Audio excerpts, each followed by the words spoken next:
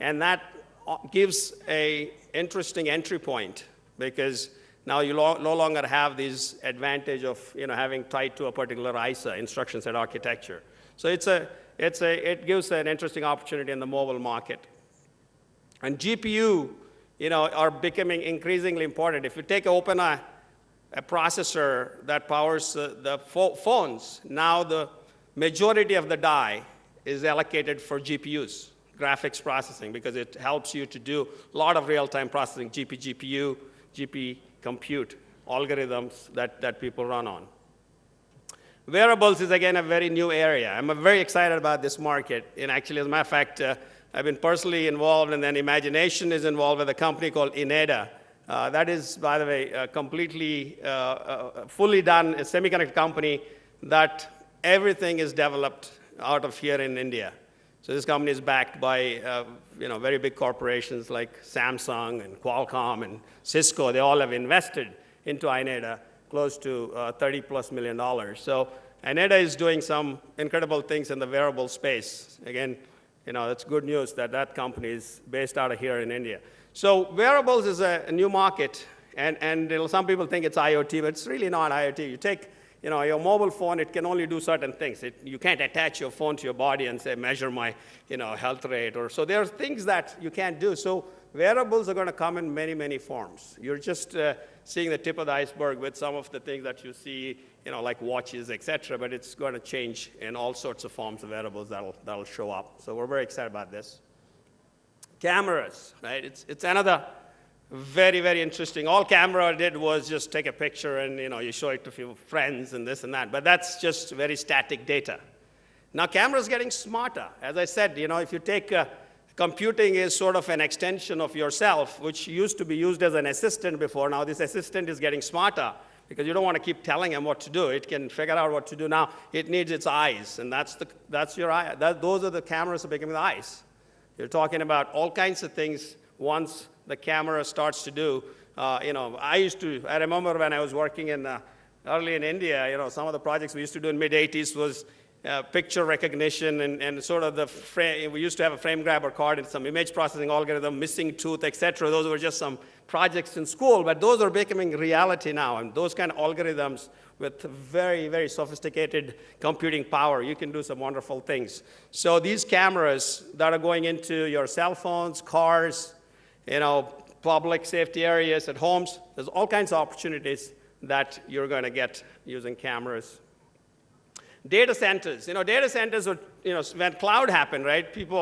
I worked at Sun, but Sun sort of did the dot in the dot-com days, where you just took essentially computer that is on your desktop, the same thing, you put it in the cloud and you start to offload things. But it's sort of a brute force way of doing things. And now if you add more computers, it becomes more power hungry. But now you have to optimize for power. Then more importantly, the processing in this cloud is changing. It's not just general purpose computing. It's a lot of media processing, a lot of real-time oriented stuff, decision making, some of this vision stuff. So that requires specialized processing. So you're going to see GPU, some of the more efficient compute type of architectures will evolve.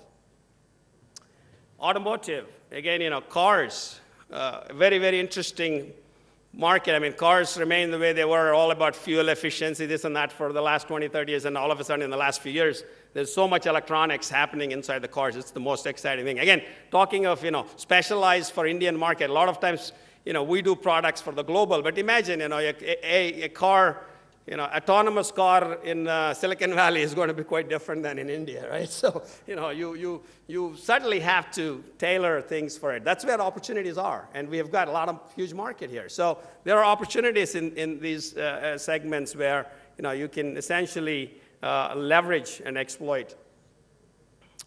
Again, connected and immersive home. Again, today, your home is got a lot of disconnected stuff, right? And there's a lot of things getting connected. I usually jokingly say, my wife is a pediatrician, and I was in a meeting in Japan once, and then I just get a call and said, what is it? I don't know how to get this movie on this DVR, remote. I'm like, give me a break. So the point is, these things are not really intuitive today. Even remote controls are not intuitive. You come into somebody's house. So those things are all going to change. How the various devices in your home, how they're going to get connected and how they're going to understand, how they're going to get smarter.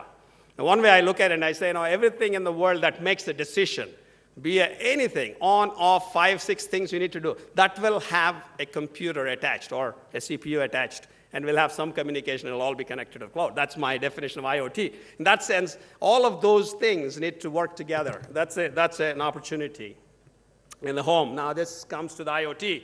Again, everything everybody's excited about IoT, and it's a big market. Again, my definition of IoT, as I said, anything that makes a decision.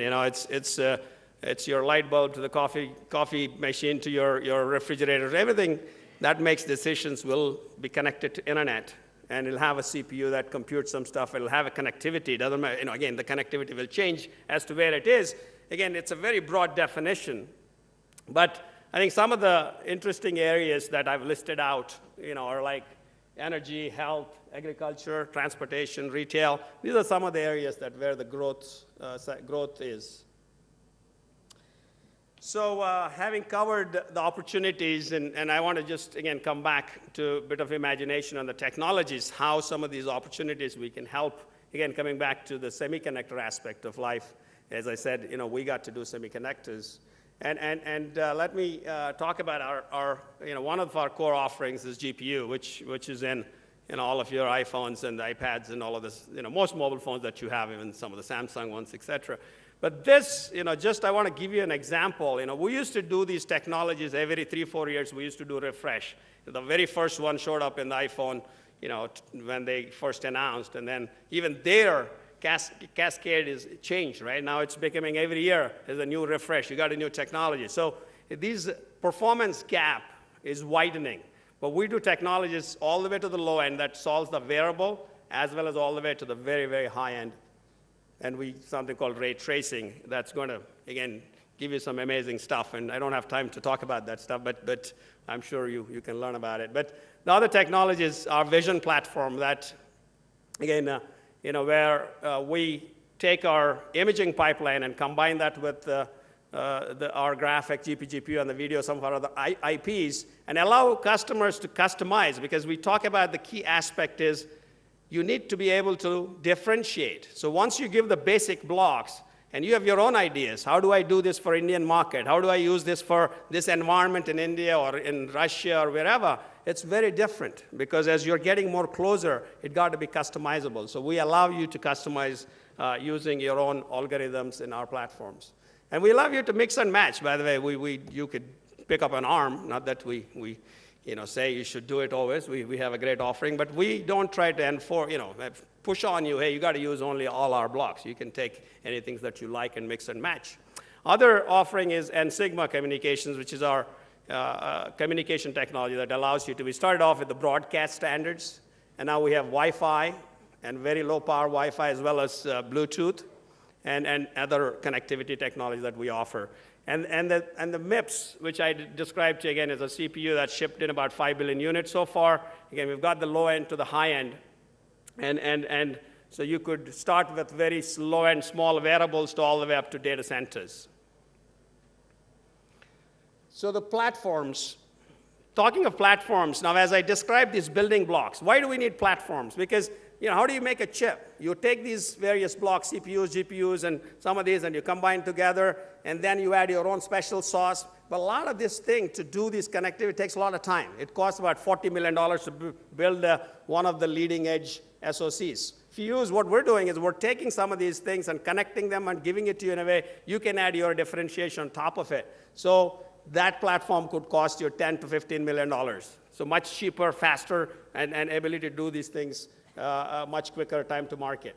So customizable IP platforms for, again, domain solutions, targeting those markets that we talked about, right? And we have some, on top of it, additional IPs that we could offer to you, system-level IPs as well. And how does that work? So these are all the basic IP blocks right here. And then you customizable IP platforms where, we put in these building blocks, and then you bring in your own partner IP that is differentiated, your own IP, that you think is valuable. Most of the time, that's what it is. You've got something that's special that makes the whole thing work in a better way. And we not only give you the hardware, we give you all the pre-validated, softwares like drivers, et cetera, which are relevant. And now what happens is you have an SoC that you will build where you take our basic blocks and build something that's very special for you. And that would create those SoCs. And that's how you do the high-value products with high margin, the Apple model, right, as we talked about. And some of the platform examples that we're building today are starting with IoT, very low end, to all the way up to performance AP. So you have these things. We're already working with some customers, some very, very big ones, and offering these. See? So what imagination can do?